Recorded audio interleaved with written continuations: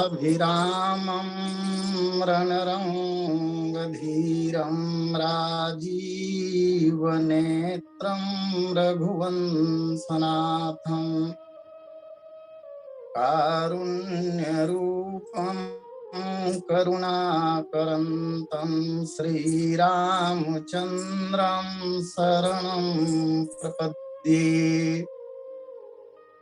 दक्षिणे लक्ष्मणो यस्य वामे च जनकात्मजा पुरतो मारुतिर्यस्य तं वन्दे रघुनन्दनं।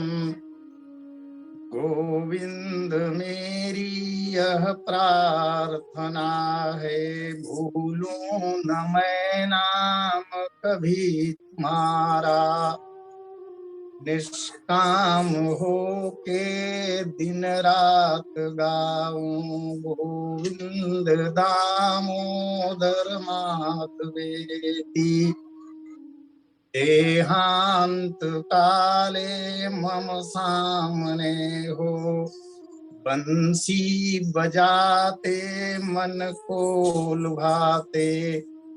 गाता यही मैं तननाथ त्यागूं, गोविंद दामोदर माधवेति। धेनु धोरी बेला विमल, सकल सुमंगल मूल। विप्रन कहु विदेह सन, जानि सगुन अनुकूल। सियावर रामचंद्र की जय।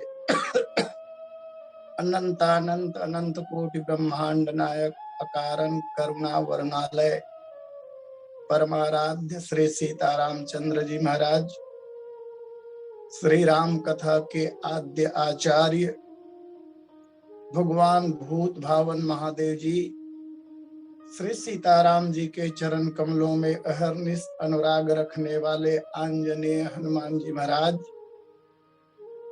कालजयी ग्रंथ श्रीमद् रामचरितमानस के प्रणेता अहर्निश पूज्यपाद कविता कानन केसरी कथा रस रसिक गोस्वामी तुलसीदास जी महाराज, श्री राम कथा सत्संग लिंक में जुड़े हुए समस्त समादरणीय महानुभावों, कार्यक्रम के आयोजक संयोजक सम्माननीय श्री पटेल जी, आइए परमात्मा की असीम अनुकंपा से जो समय हमें प्राप्त हुआ है उस समय का सदुपयोग करने का प्रयास करें। स्वनाम धन्य सनातन साहित्य के उद्भट विद्वान सिद्धहस्त प्रवक्ता पूज्य डॉक्टर द्विवेदी जी महाराज के चरणों में दंडवत प्रणाम। अभी अभी हम लोग श्री राम विवाहोत्सव की कथा पूज्य द्विवेदी जी महाराज के श्रीमुख से श्रवण पान कर रहे थे। दिव्य दिव्य भावों के साथ मन आह्लादित हो रहा था। आइए चूंकि आज श्री पंचमी है, अगहन शुक्ल पंचमी, श्री सीताराम जी का विवाह महोत्सव का पावन दिन।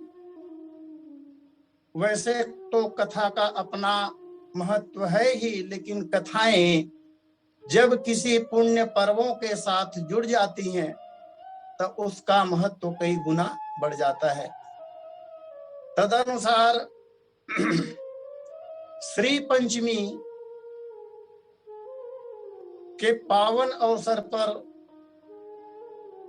आप सबों के प्रति अपनी कृतज्ञता ज्ञापित करते हुए प्रभु से मंगल कामना करते हैं कि आप सबका जीवन मंगलमय हो, आह्लादकारी हो, आप अनंत ऊंचाइयों को छुए।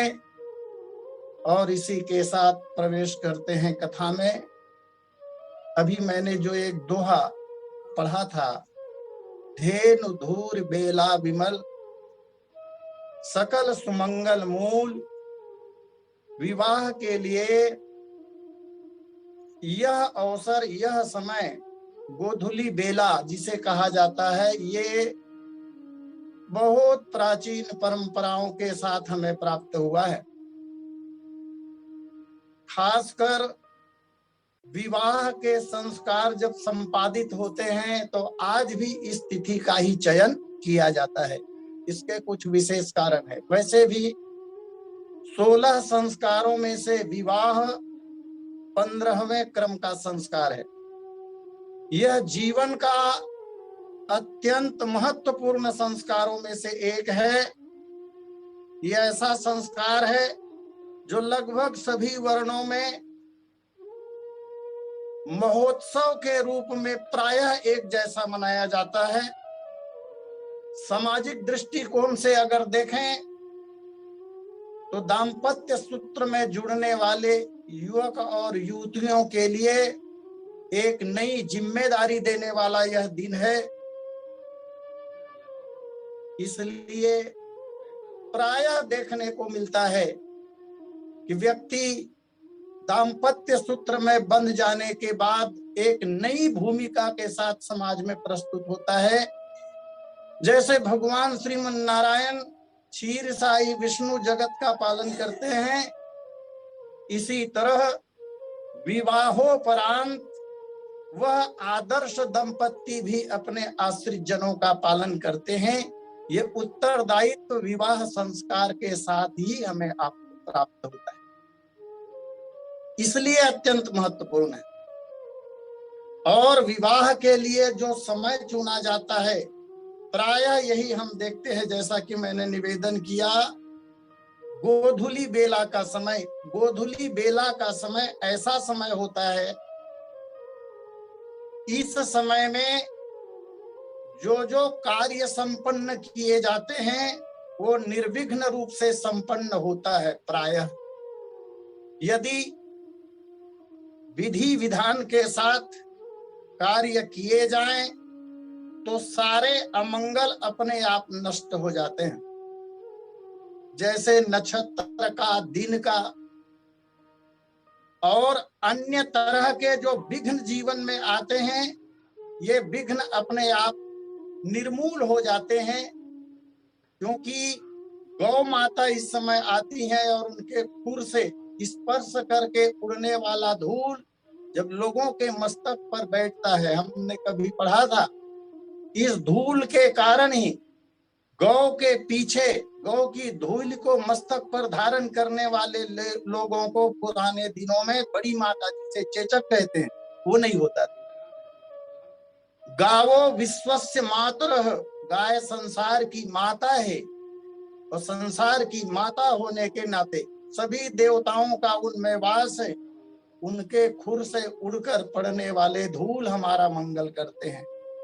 एक निवेदन और, इस समय में भगवान का भी विवाह हो रहा है। वैसे भगवान की बारात जो आई है, मधुर कथा हम लोग सुन रहे थे महाराज जी से, लग्न अभी धरी नहीं गई है, भांवरी कब पड़ेगी, पूजा पाठ कब होगा, ये तय नहीं है। और भगवान की बारात आ चुकी है। एक वर्णन के अनुसार भगवान के 1 महीने 7 दिन पहले ही जनकपुर पहुंचे, 37 दिन पहले। और जनकपुर में भगवान श्री राम की बाराती टिके हुए हैं। उचित अवसर जानकर भगवान ब्रह्मा ने शोध कर लग्न पत्रिका बनाई, लग्न निकाला और देवर्षि नारद के माध्यम से विदेहराज जनक तक भिजवाया। वो पत्रिका लेकर देवर्षि नारद जनकपुर पधारते हैं।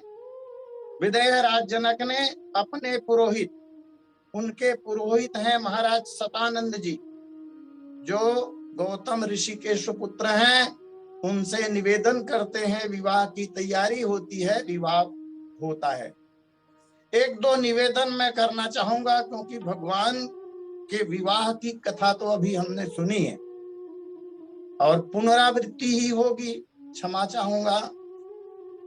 विवाह में सबसे पहले मंडप जो तैयार किया जाता है, तो शास्त्र ऐसा कहते हैं कि विवाह के मंडप में 16 स्तूपों का अर्थात 16 खंभों का विधान है। अलग अलग देवताओं के नाम पर खंभे गाड़े जाते हैं विवाह मंडप में। भगवान विष्णु का स्तूप होगा, भगवान इंद्र का स्तूप होगा, भगवान रुद्र का स्तूप होगा, सूर्य का होगा, स्कंद का होगा, गणेश का होगा। इस तरह 16 देवताओं के नाम पर 16 खंभे गड़ाए जाने का विधान है। चूंकि माता सीता का विवाह भगवान श्री राम के साथ हो रहा है, पूरे रामचरितमानस के विविध कथा प्रसंगों में हम पाते हैं। मानस जी एक ऐसा ग्रंथ है जहाँ लोक रीति और वेद रीति, लोक विधि और वेद विधि दोनों का पालन होता हुआ दिखाई देता है।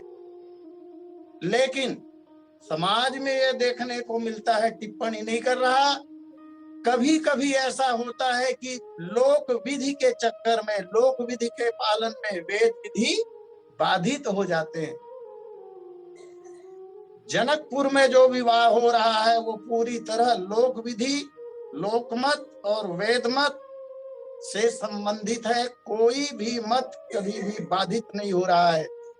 आइए 16 मंडप, 16 स्तूप गड़ाए गए और उसके पश्चात मंडपाच्छादन का कार्य जो होता है, उसके बाद में जिन देवताओं के नाम पर स्तूप गड़ाए जाते हैं, खंभे गड़ाए जाते हैं, उनका आवाहन और पूजन होता है। और ये सब कन्या के पिताजी करते हैं, उनके आचार्य ये सब पूजा करवाते हैं। तो महाराज सतानंद ने जनक जी के माध्यम से सभी देवताओं का आवाहन किया, पूजन संपन्न हुआ और अब विवाह का मुख्य कार्य आरंभ होता है। एक निवेदन करें, विवाह में सुहागिन जो होती हैं, सुहागिन महिलाएं, उनकी बड़ी भूमिका होती है और कन्या के साथ भी और वर के साथ भी सुवासिन होती, सुवासिन। निवेदन करें आपसे, भगवान श्री राम की सुवासिन कौन है?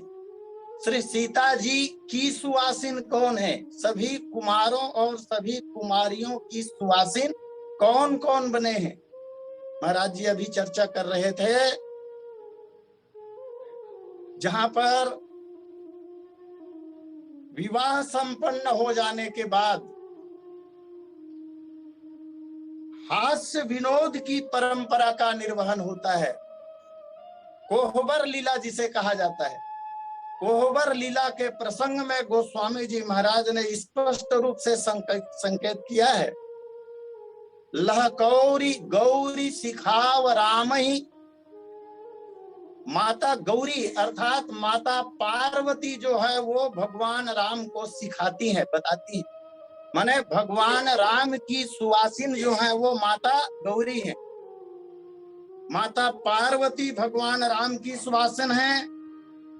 और माता शारदा लह कौरी गौरी सिखाव राम ही सीय सन सारद कहे। माता सरस्वती जो हैं, वो माता शारदा जो हैं, वो माता सीता की सुहागिन है। और इसी तरह भैया भरत के साथ माता लक्ष्मी विष्णु प्रिया जी और महाराज देवराज इंद्र की पत्नी सची, ये मांडवी के साथ में है। लखनलाल जी के साथ भगवान कुबेर की पत्नी जिसका नाम है देवी भद्र, वो हैं। और उर्मिला के साथ वरुण देवता की पत्नी जिनका नाम है माया, ये हैं। शत्रुघ्न के साथ चंद्रमा की पत्नी रोहिणी और श्रुति कीर्ति के साथ भगवान सूर्य की प्रिया माता संज्ञा, ये लोग सिखा रही हैं, बता रही हैं। सुवासिन यही लोग हैं। और इस तरह विवाह मंडप में जब भगवान राम श्री जी के साथ विराजते हैं तो किसी कवि ने बड़ा सुंदर तस्वीर खींचा। श्री सीताराम जी की जो झांकी है, जब वो विवाह मंडप में बैठे थे, तब कवि कह रहे हैं, एक और गौर वर्ण सो है श्री विदेह लली, एक और शोभा धाम राम जू सुहावे हैं। एक और गौर वर्ण सो है श्री विदेह लली, एक और शोभा धाम राम जू सुहावे हैं। एक और सारी जरदारी सी किनारीदार, एक और पीत पत तड़ित लजावे हैं। गौरांगी माता जानकी जी, सांवले रंग के भगवान राम, माता सीता का परिधान साड़ी है और भगवान श्री रामचंद्र जी महाराज का परिधान पीतांबर है। इनके गहनों का, इनके आभूषणों का थोड़ा सा वर्णन भी कवि करते हैं। एक और चूड़ामणि, माता सीता के माथे में चूड़ामणि, एक और चूड़ामणि चंद्रिका प्रकाश करे, तो एक और कुंडल किरीट छवि छावे हैं। भद्र सिर नावे देव दुंदुभी बजाय अरो, फूल झड़ी लावे सिया राम गुण गावे हैं।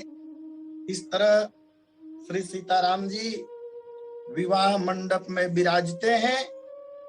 और विवाह मंडप में विराजने के बाद नियमानुसार विवाह संपन्न होने जा रहे हैं। सबसे पहले मंडप में अर्धकरण की क्रिया होती है। कन्या का पिता वर को अर्घ देता है और उसके पश्चात फिर मधुपर्क संस्कार हुआ, ये आप सब जानते हैं। पश्चात गोदान और गोदान के बाद में फिर अग्नि स्थापन। अग्नि स्थापन जब होता है, वैसे भी कन्या के विवाह को यज्ञ कहा गया है शास्त्रों। कन्या का विवाह यज्ञ ही होता है। अग्नि स्थापन हुआ और अग्नि स्थापन जब हुआ और वर कन्या ने जब आहुति डाली हवन कुंड में, तो अग्नि देवता स्वयं प्रकट होकर आहुति को स्वीकार करते हैं। और उसके पश्चात साखो चार पढ़े दो कुल गुरु, दोनों कुल के कुल पुरोहित साखो चार पढ़ते हैं। वर पक्ष की ओर से पहले साखोचार पढ़ने का विधान, पश्चात कन्या पक्ष की ओर से साखोचार, वर पक्ष की ओर से गुरुदेव वशिष्ठ जी साखोचार पढ़ रहे हैं और वाल्मीकि रामायण के आधार पर स्पष्ट पता चलता है कि गुरुदेव वशिष्ठ ने साखोचार पढ़ते समय सूर्य वंश के 35 पीढ़ियों के राजाओं का वर्णन किया है। कन्या पक्ष के साखोचार में सतानंद जी महाराज जो जनक के पुरोहित हैं, उन्होंने जनक जी महाराज के 22 पीढ़ियों के राजाओं का नाम उच्चारित करते हैं। इस तरह पहले वर पक्ष पश्चात कन्या पक्ष का साखोचार संपन्न होता है और साखोचार के बाद में कन्यादान की प्रक्रिया आती है। भगवान श्री रामचंद्र जी महाराज का जो विवाह है वह वास्तव में अद्भुत है। ऐसा विवाह जगत में न कभी देखा गया और न देखे जाने की संभावना दिखाई देती है, क्योंकि भगवान राम जगत के पिता हैं और माता सीता जगत की माता हैं, तो जगत के माता पिता का विवाह तो अनुपम स्वाभाविक रूप से होगा ही। इसलिए भी भगवान का विवाह जो है वो अन्य विवाहों से हटकर है। यद्यपि रामचरितमानस में 4 विवाहों की चर्चा कही जाती है, जिसमें से 2 विवाह सफल हैं और उनमें यह दूसरे क्रम का विवाह है। इसके पूर्व भगवान महादेव का विवाह हुआ है और दोनों विवाह में कुछ अंतर है। भगवान श्री राम के विवाह की हर बातें अनूठी हैं, हर बातें विचित्र हैं। सामान्य तौर पर इस तरह का विवाह देखा ही नहीं जाता। भगवान राम का विवाह जब हो रहा था, जैसा कि सब शास्त्र में यही बात कही जाती है कि राम और काम कभी एक स्थान पर एक साथ नहीं होते। जहां राम तह काम नहीं, जहां काम तह राम, तुलसी कबहू की रही सकत रवि रजनी एक थाम। लेकिन यहाँ देखने को मिलता है कि भगवान राम जब दूल्हा बने हैं तो भगवान राम के लिए साक्षात कामदेव घोड़ा बन करके चला आया। एक विचित्र बात और पाएंगे, भगवान राम के विवाह में अन्य राजकुमार अथवा नौजवान जो घोड़े पर सवार हैं वो अपने अपने घोड़े को नचा रहे होते हैं, छरे छबीले छैल सब आदि, लेकिन भगवान राम ने घोड़े को नचाया हो ऐसा वर्णन प्राप्त नहीं होता। विद्वानों का ऐसा मत है कि भगवान राम जिस घोड़े के ऊपर बैठे हैं वो काम का घोड़ा है। इसका तात्पर्य ये हुआ, जब काम घोड़ा बना है और उसके ऊपर भगवान विराजमान है तो काम जो है वो नियंत्रित है।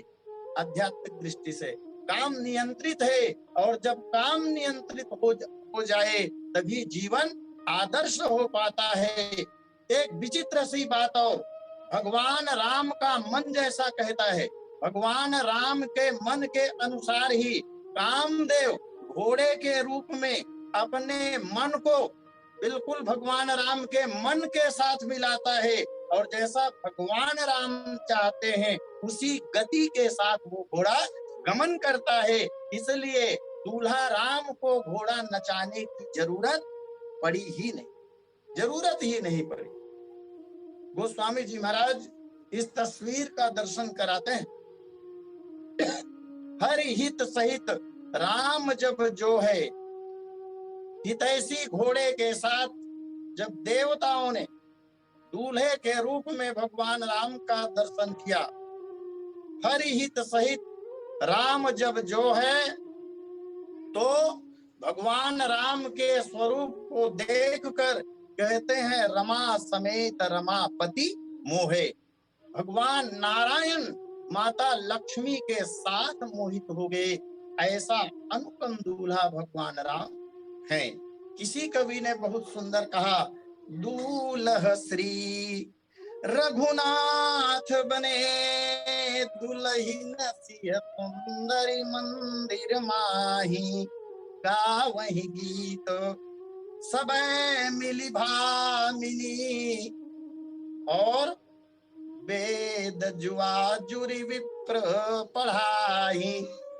भगवान राम दूल्हा बने हैं और दुल्हन माता सीता बनी है।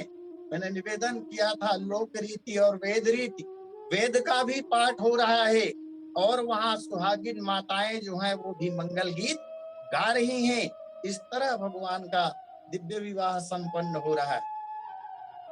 दूल्ह श्री रघुनाथ बने, दुल्हीन सिय सुंदरी मंदिर माही, तो गावहि गीत सबे मिली भामिनी, वेद जुआ जुरी विप्र पढ़ाही। और भगवान राम की जो छवि है वो मणियों के खंभे में दिखाई दे रहे हैं, जिसे देख देख कर माता सीता बहुत प्रसन्न हो रही है। और दो पंक्तियां और किसी कवि ने कहा है, मुझे उस कवि का नाम तो नहीं मालूम, लेकिन भाव उसके बहुत बढ़िया है। उस मंडप में जो लोग विराज रहे हैं वो भगवान के विवाह उत्सव का आनंद भरपूर ले रहे हैं, और उसी समाज में कुछ महिलाएं, कुछ ललनाएं ऐसी हैं। 3 तरह की ललनाओं का वर्णन कवि महोदय ने किया है। बोले अनब्याही संशय करे, एक वर्ग कुंवारी कन्याओं का है जिनका अभी विवाह हुआ नहीं है, विवाह तो दूर की बात, उनका वागदान भी नहीं हुआ। ऐसी लड़कियां संशय कर रही हैं कि हे प्रभु, काश ऐसे पति हमें भी मिल जाते तो अच्छा होता, लेकिन मिलेंगे कि नहीं मिलेंगे संशय है। अन्न ब्याही संशय करे, ब्याही ले ही उसास। दूसरे वर्ग में वो माताएं हैं जो विवाहित हैं, जिनका विवाह हो चुका है, वो लोग गरम गरम सांस छोड़ रहे हैं। उनका विचार यह है कि हमारा तो ये जीवन ही चला गया, क्योंकि हम विवाहित हैं, विवाह संपन्न हो चुका है, बाल गोपाल है, अब कुछ होने वाला नहीं है, इसलिए ऐसा सोचना भी व्यर्थ है। अन्न ब्याही संशय करे, ब्याही ले ही उसास, और गौने की मौने रही, तो देखी राम मृदुहास। तीसरे वर्ग में वो लड़कियां हैं या वो महिलाएं हैं जिनका विवाह तो हो गया है लेकिन गौना नहीं हुआ। पुराने दिनों में बाल विवाह हुआ करता था, पहले विवाह, और विवाह के कुछ दिनों के बाद जब कन्या सज्ञान हो जाती थी तब उनका गौना होता था। गौना के बाद ही वो दाम्पत्य सूत्र में बंधते थे, ससुराल जाते थे, तो आधा विवाह गौना को माना जाता था। तो कुछ कन्याएं ऐसी हैं जिनका विवाह तो संपन्न हो गया है लेकिन उनका गौना नहीं हुआ है। ऐसी कन्याएं गौने की मौने रही, देखी राम मृदुहास। वो मौन है क्योंकि आधा तो बिगड़ गया लेकिन आधा भी बचा है। काश प्रभु की कृपा यदि हो जाती तब ऐसा भाव सुनने को मिलता है। भगवान एक पत्नी व्रतधारी हैं। इस जन्म में भगवान श्री सीता जी को छोड़कर किसी को स्वीकार नहीं करेंगे, चाहे कोई कितनी भी तपस्या क्यों न कर। जैसा कि गर्ग संहिता में कथा आती है, राक्षस वंश के विनाश हो जाने के बाद पुष्कर क्षेत्र में जाकर शूर्पणखा ने भगवान श्री राम को पाने के लिए 10,000 वर्षों तक कठिन साधना साधी, कठोर तपस्या की, लेकिन भगवान उस जन्म में रामावतार में उन्हें स्वीकार नहीं किए। भगवान ब्रह्मा ने स्पष्ट रूप से कह दिया था कि इस जन्म में भगवान तुझे नहीं मिलेंगे, भगवान को पति के रूप में पाने के लिए तुम्हें अगले जन्म का इंतजार करना पड़ेगा। यही भाव विद्वान लोग यहाँ भी देते हैं कि भगवान ने जान लिया, समझ लिया उनके मनोभूमि के भावों को, और तब मन ही मन शायद प्रभु ने कहा होगा कि देवियों इस जन्म में तो नहीं, हाँ कृष्णावतार मेरा जब होगा तब उस जन्म में मैं तुम्हें स्वीकार कर सकूंगा। इस तरह विभिन्न भावों के साथ वहां पर लोग भगवान को देख रहे हैं। गोस्वामी जी ने तो कहा भी है, जाकी रही भावना जैसी, प्रभु मूरत तिन देखी तैसी। जनकपुर के लोग भगवान को अपने स्नेही के रूप में देखते हैं। इस तरह सारी विधियां विवाह की संपन्न की गई और भगवान श्री सीता रामचंद्र जी महाराज का विवाह संपन्न होता है। इसी के साथ ही अन्य 3 भाई, कुमार भरत, कुमार लक्ष्मण और कुमार शत्रुघ्न, इनका भी विवाह क्रमशः भरत जी का मांडवी के साथ, कुमार लक्ष्मण का उर्मिला के साथ और भैया शत्रुघ्न का श्रुत कीर्ति के साथ संपन्न होता है। एक कथा ऐसी भी पढ़ने को मिलती है कि बहुत से नवयुवक जो अयोध्या से बाराती बन करके गए हुए थे, उनमें से भी बहुत कुमारों का विवाह जनकपुर में ही संपन्न हुआ। इस तरह भगवान श्री सीताराम जी का विवाह संपन्न हुआ। विवाह के पश्चात जब भोजन की बात आई तो गोस्वामी तुलसीदास जी महाराज एक बहुत सुंदर चित्र खींचते हैं। गोस्वामी जी महाराज कहते हैं कि अच्छा, भोजन कब करवाया गया होगा? अभी अभी हमने देखा कि भगवान के विवाह की प्रक्रिया शुरू हुई गोधूली बेला से और लगभग पूरी रात जो है वो विवाह संपन्न होने में बीत गई। तो रात में देर रात को भोजन बासा हो जाएगा, इसलिए प्रातः काल भोजन बना और भोजन जब बना तो भगवान का विवाह है। यहाँ भी बड़ी विचित्रता है। गोस्वामी जी महाराज कह रहे हैं, सुबोधन सुरभि सरभि सुंदर स्वाद पुनीत, क्षण महु सबके परसुगे। एक क्षण में सबको भोजन परोस दिया गया। अच्छा, भगवान के विवाह के अवसर पर जो पत्तल बनाए गए थे, एक चौपाई दी है गोस्वामी जी महाराज ने, कनक कील मणि पात सवारे, हरी मणियों के पत्ते, और वो सिलाई किए गए थे सोने के खिले से। इस तरह पत्तल की व्यवस्था हुई थी और भोजन जब परोसा गया तो सूपोदन कहते हैं। सूप का तात्पर्य है दाल और ओदन का मतलब होता है भात। दाल का नाम पहले दिया गोस्वामी जी ने। दाल भोजन का महत्वपूर्ण अंग है और महत्वपूर्ण अंग होने के कारण ही दाल का नाम पहले दिया गया और पाक शास्त्र को सूप शास्त्र भी कहते हैं। मतलब दाल का महत्व जो है वो झलकता है। तो दाल और भात पहले परोसे गए, पकवान भी परोसे गए, लेकिन पकवान बाद में परोसे गए। किन्हीं किन्हीं लोगों का विचार है कि आखिर दाल और भात पहले क्यों परोसा गया होगा? ये तो सब लोग अपने घर में रोज खाते हैं। फिर बाराती बनकर गए हैं, वो भी भक्ति की नगरी में, जनकपुर में, जहाँ का राजा विदेह राज है और उनकी कन्या माता सीता है। ऐसे नगर में दाल और भात, इसका क्या तात्पर्य है? तो शास्त्र ऐसा कहते हैं, दाल और भात जो है वो कच्चा भोजन माना जाता है। 2 तरह की रसोई होती है ना, कच्ची और पक्की। तो कच्ची रसोई को जब ग्रहण किया जाता है, कोई कच्ची रसोई को जब स्वीकार कर लेता है तो इसका तात्पर्य ही होता है जो कच्ची रसोई को स्वीकार कर लेगा वहां रिश्ता पक्का माना जाता है। जहां पर पक्का रिश्ता होगा वहीं पर कच्ची रसोई स्वीकार की जाएगी, और जहां पर कच्ची रसोई स्वीकार नहीं की जाती है, पक्की रसोई स्वीकार की जाती है, वहां पर इस तरह का प्रगाढ़ संबंध नहीं होता है। इसलिए कच्ची रसोई दी गई और उसमें डाला गया क्या? घी डाला गया।